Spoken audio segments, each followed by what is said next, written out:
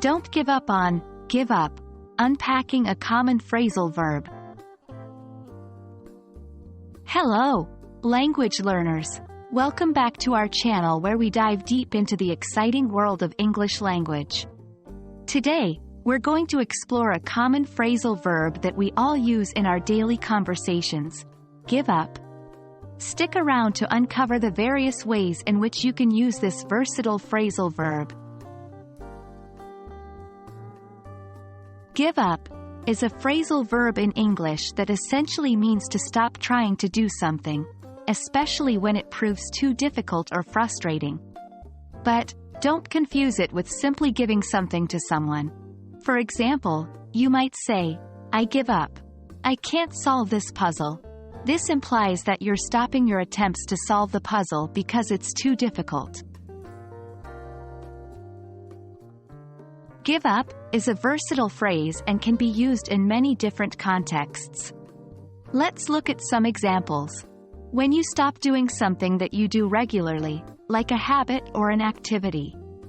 For example, she gave up smoking 5 years ago. When you decide not to pursue something you've been aiming for. For example, after several failed attempts, he gave up his dream of becoming an actor. When you surrender in a competition or a battle. For example, the team gave up in the final minutes of the match.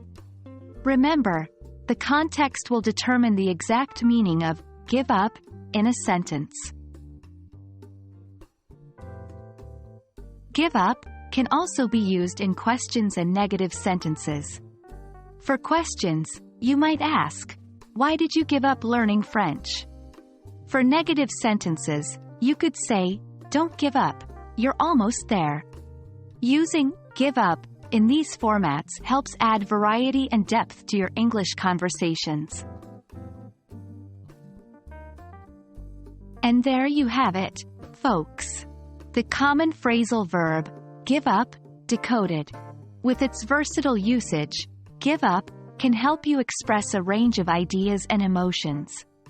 Remember, language learning is a journey, and it's perfectly okay to find some aspects challenging. But don't give up on learning. Until our next video, keep practicing and exploring the world of English language. Happy learning!